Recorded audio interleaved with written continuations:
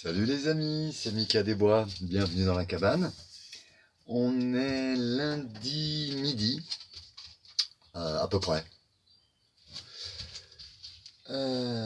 Qu'est-ce qu'on va faire aujourd'hui ensemble? Vous me l'avez réclamé à grands cris. Je vais vous montrer ma petite recette de baklava. Merci pour tous vos messages. Je vous aime, gratitude.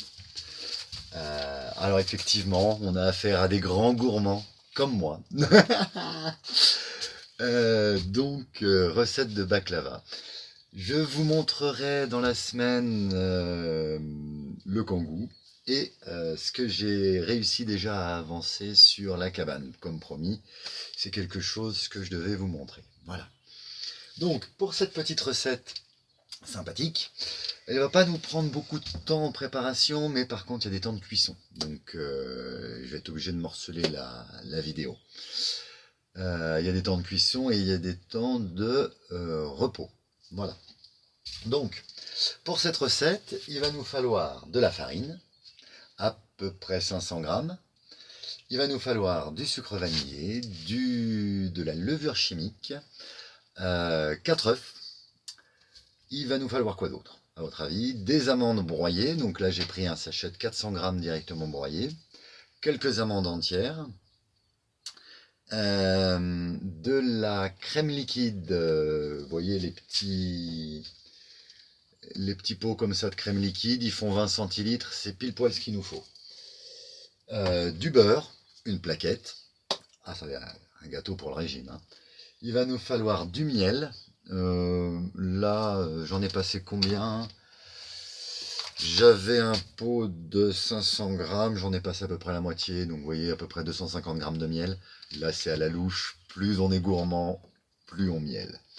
Voilà, miel de fleurs du Jura, récolté en France, etc. C'est ça qui est bon. Les œufs c'est pareil, c'est les œufs des poupoules du jardin. On va s'y mettre gentiment. Donc on va commencer par se faire une petite pâte brisée en fait. Tout simplement. Donc j'ai pris 480 grammes de farine que j'ai oublié de tamiser. Ah, zut flûte. Bon, c'est pas grave. On va tamiser, c'est pas mal parce que ça évite qu'il y ait trop de grumeaux. Donc tant pis, hein, on va faire autrement. Vous voyez, simplement avec la fourchette, je vais essayer de casser un petit peu tous les grumeaux. Voilà. Hop, on rajoute la levure chimique. Ah, on va faire quelque chose avant. On va prendre le beurre et en fait on va aller faire fondre un petit peu ce beurre, ce qui sera beaucoup plus facile pour faire la préparation. Hop, donc on prend 150 grammes de beurre. Alors 50, 100, 150. Hop. Tac. Vous voyez, sur la plaquette de 250 grammes, ça en passe déjà pas mal. Hein. Tac. Et là, je vais aller le poser sur le fourneau.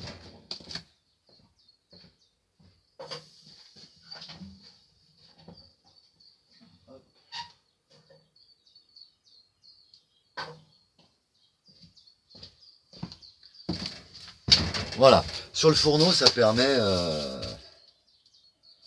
qu'ils fondent gentiment. Voilà. J'ai allumé un petit feu ce matin parce qu'on a eu la gelée, figurez-vous. Hein. Ça a gelé par -2, -3, ça caille. Donc quand je suis arrivé, j'ai dit allez hop, petite flambée. Du coup, je reprends mon bol de farine, mon sachet de levure chimique. Hop. Un sachet de sucre vanillé. Donc ce qui est pas mal avec ces trucs là, vous voyez, c'est que c'est tout directement prédosé, hein, donc on est sûr d'avoir le bon truc. Là, hop, on brasse un petit peu histoire de mélanger, puis à nouveau, comme je disais, de briser les grumeaux.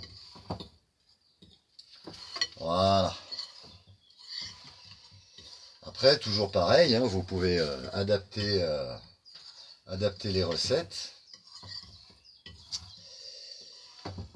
plus ou moins, alors là, plus ou moins sucré, je dirais pas non.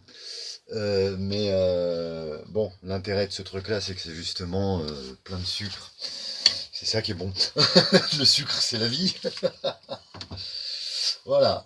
Le temps que mon beurre y fonde, j'ai préparé dans ce saladier-là du sucre roux. Et c'est là où on peut faire des petites variations en rajoutant des petits goûts sympathiques comme de la vanille. Ça peut être super sympa. Donc là, j'ai mis 250 g de sucre en poudre. Hop. Et vous voyez, je vais ajouter dedans 300 g d'amandes broyées. Hop, oh là là, oh là là, oh là là, on se calme, on se calme. 300 g d'amandes broyées. C'est parti. Donc ça va être pour la garniture en fait du baklava en lui-même. Encore un petit peu. Encore un petit peu. C'est un petit peu à la louche là, hein, parce qu'après, hop là, ouais, ça en reste pas grand chose. Hein. Bref. Et là pareil, avec ma fourchette, je vais simplement mélanger le sucre et l'amande broyée, puis ça on va se le réserver dans un coin. Il n'y aura pas à y faire grand chose de mieux.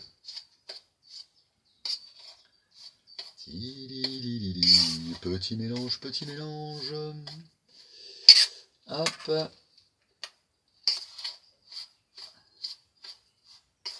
Dans la semaine, vous me direz si vous voulez qu'on se fasse une petite séance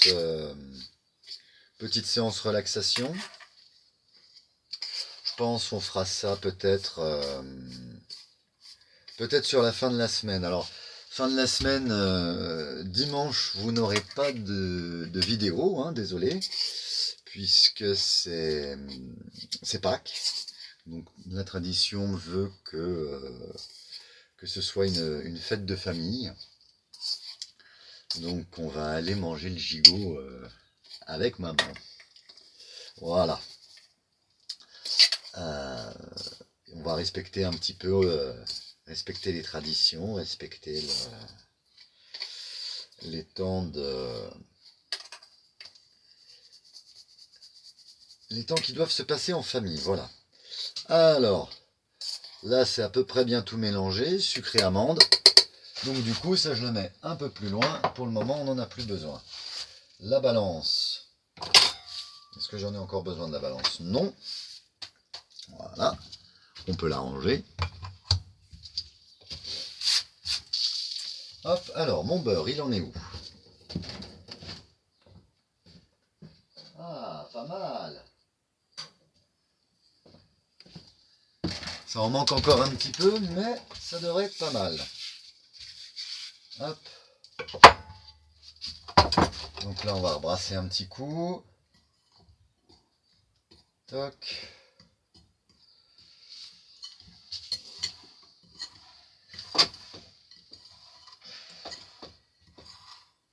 Alors là, vous voyez, je me suis prévu un petit plat rectangulaire comme ça, qui fait une quinzaine de centimètres par 50. Il est un peu petit, donc pour la préparation que j'ai à faire, va falloir que je fasse en 2 fois la cuisson. Mais c'est pas très grave. Vous, si vous avez chez vous des plats un peu plus grands, bah ça pile poil quoi. J'ai envie de dire le sabot familial de four classique, vous pourrez faire tout en une fois. Voilà. Alors, on va aller prendre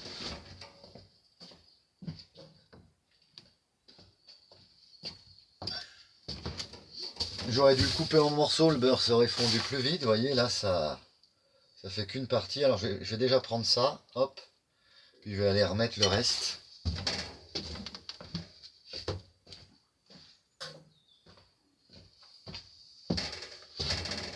Et comme ça, je vais pouvoir commencer à mélanger. Voilà. Alors quand on fait ramollir du beurre comme ça, il faut éviter de le faire bouillir, sinon c'est moins bon. Hein.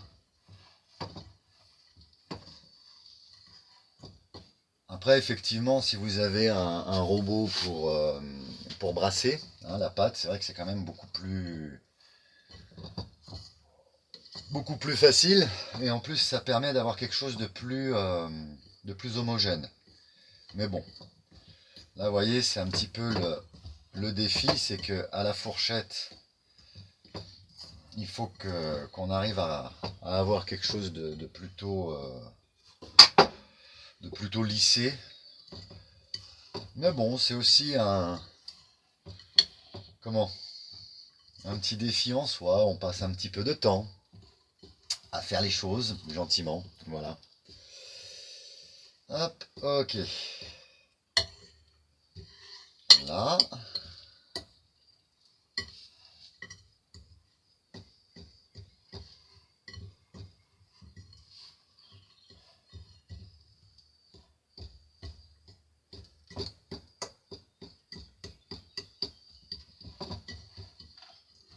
Donc là, on obtient une texture, vous voyez, un petit peu, je ne sais pas si vous voyez bien, un petit peu sableuse. Qui me paraît pas mal du tout. Je vais chercher le reste du beurre.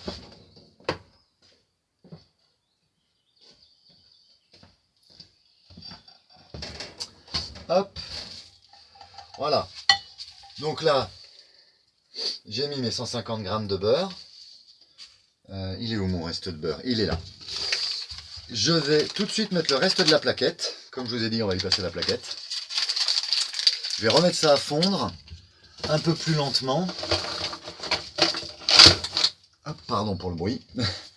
Vous allez voir, on va en avoir besoin. Donc ça, on va remettre à fondre. Hop. Là. Donc du coup, on rebrasse, normal. Je trouve que c'est une activité un peu beaucoup très relaxante, la cuisine. On est obligé d'être un petit peu à ce qu'on fait. C'est à la fois une activité pour les gourmands et à la fois une activité assez, j'allais dire méditative, mais oui, puisque c'est un principe c'est un principe bouddhiste, c'est soi à ce que tu fais. Et effectivement, quand on fait de la cuisine, on est obligé d'être à ce qu'on fait, faire attention, est-ce qu'on a les bonnes textures, pas en fiche de partout, hein, voilà, c'est mieux. Il y aura moins à nettoyer après. Hop. Voilà. Et là, on a cette belle texture, un petit peu sablonneuse, un petit peu... Pour le moment, on n'a que de la farine, du beurre, le sucre vanillé et la levure. Donc quand on obtient un sable, j'allais dire oui, plutôt fin, plutôt régulier, vous voyez, dans les morceaux, et bien là, on va rajouter hop, les 2 œufs. Crac. Crac. Ah, on récupère les coquilles, c'est mieux. Merci. Et là, pareil, on va brasser.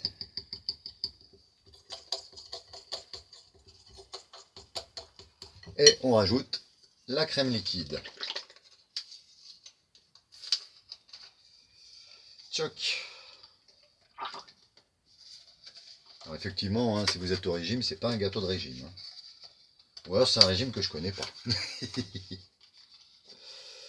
Voilà. En tout cas, je peux vous dire que la dernière tournée que j'ai faite, j'ai partagé un petit peu autour de moi, ça a eu un succès fou. Voilà. Donc là, on brassouille, on brassouille, on brassouille. Et le but du jeu étant qu'il y ait le moins de grumeaux possible, et bah, on va y aller progressivement, en brassant bien. Vous voyez, j'y vais avec la fourchette. Hop. Et assez rapidement, on obtient quelque chose d'un petit peu consistant, gluant, collant, qui est de bon augure finalement.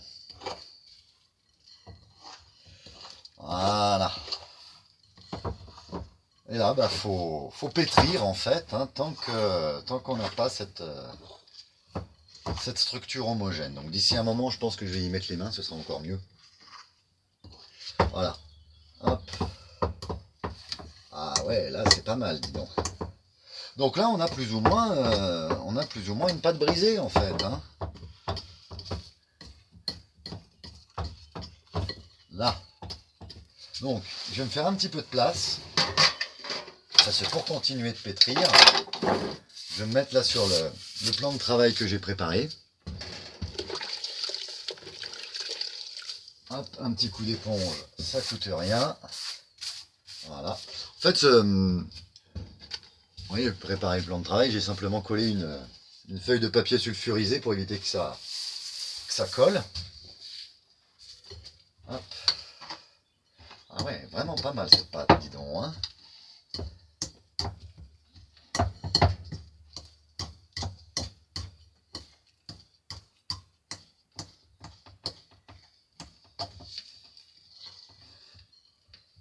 Donc là, ouais, ça colle bien.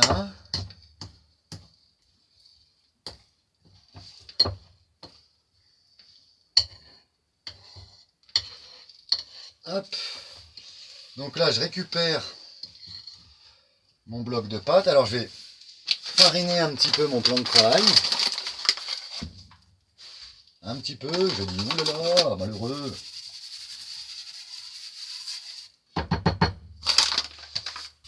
Voilà. On essaye de récupérer tout le bloc d'un coup, ce qui est juste impossible, hein, mais bon, bref. Hop. Tac. Oh, quoique, je m'en sors pas mal, dis donc, hein, on commence à avoir le coup de main. Là. Et donc là, le but, on va finir de pétrir, bah, le but c'est de bien tout lier, d'enlever un peu tous les grumeaux, que ça fasse une pâte bien lisse. Voilà, hop. Ah, ça colle au doigt. Quand je vous dis que c'est meilleur avec les mains. Voilà. Hop. La fourchette, j'en ai besoin après. Pouf, pouf, pouf. Non, on peut mettre tout ça à tremper. Hop. On en profite pour se laver un petit coup les mains. Ça coûte rien.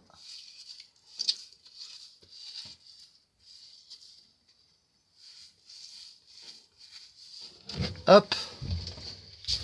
Voilà. Donc là, de ma boule de pâte un petit peu informe. Vous voyez, je roule un petit peu, on tapotouille un petit peu.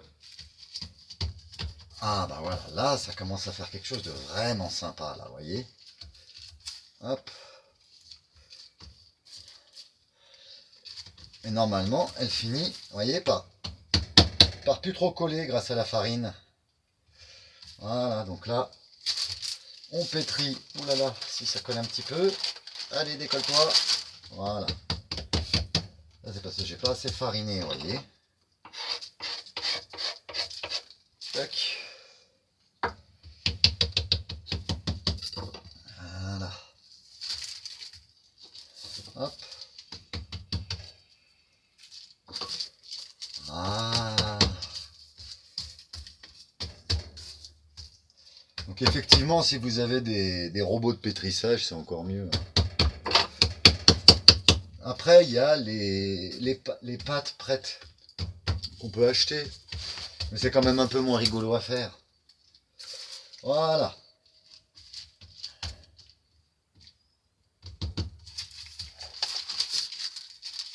Hop. On va refariner encore un petit peu. Voilà.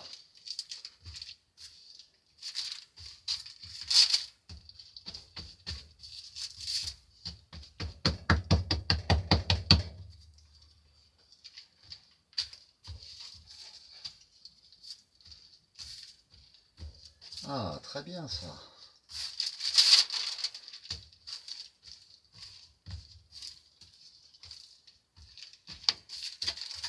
Voilà. Donc là, l'avantage de travailler avec les mains, c'est qu'on peut sentir les petits grumeaux, les briser au fur et à mesure. Et c'est aussi le charme de la pâte fait maison, c'est que justement, il y a des petits défauts, des petits machins. Voilà. Hop. Et n'hésitez pas à refariner votre plan de travail pour éviter que cela ne colle. Voilà, regardez. Quand on a une jolie petite boule de pâte comme ça, voyez, c'est pas beau, hein? Je vais travailler encore un petit peu. Hop. Voilà, alors. Allez, un petit coup de farine. Tac. Et là, on va la diviser. Alors, si vous avez un... Excusez-moi. Voilà. Je nettoie un peu les mains.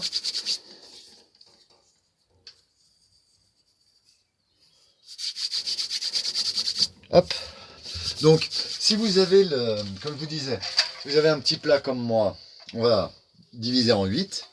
Si vous avez le grand plat qui va bien, on va diviser quand en 4. Donc moi j'ai un petit plat, je vais diviser ma pâte en 8 petits pâtons, à peu près équivalents.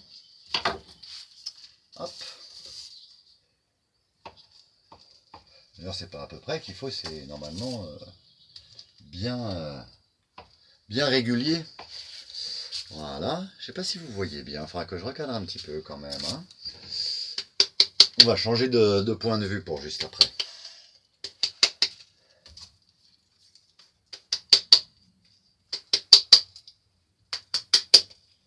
Voilà. C'est pas de la violence, hein, c'est pour leur donner un petit peu de forme.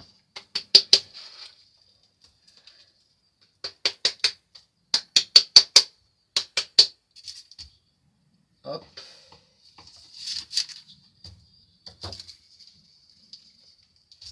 Donc je farine un petit peu mes petits pâtons à nouveau pour pas qu'ils collent.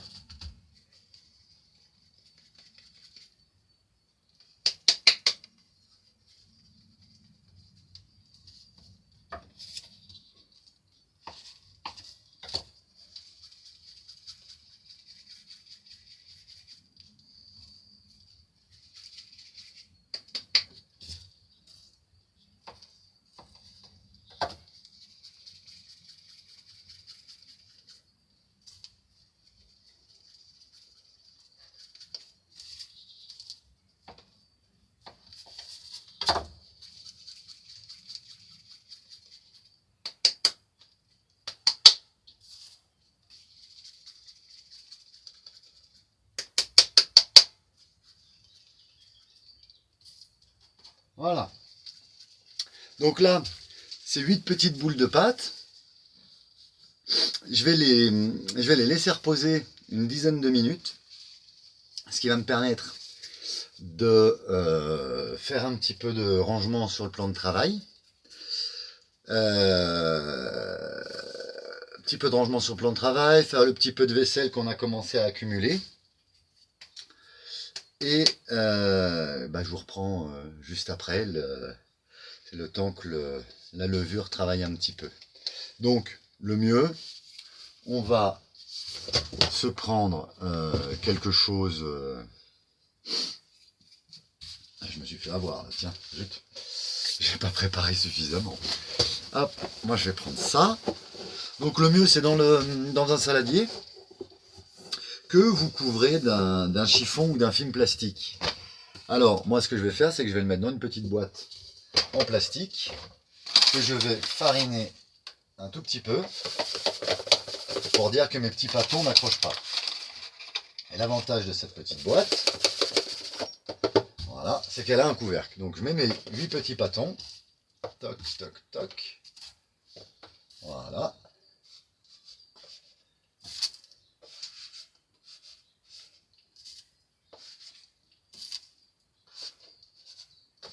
Hop, et on couvre. Regardez s'ils sont pas mignons. Voilà. Donc, hop, 10 minutes de temps de lever. Je vous reprends juste après. À tout de suite.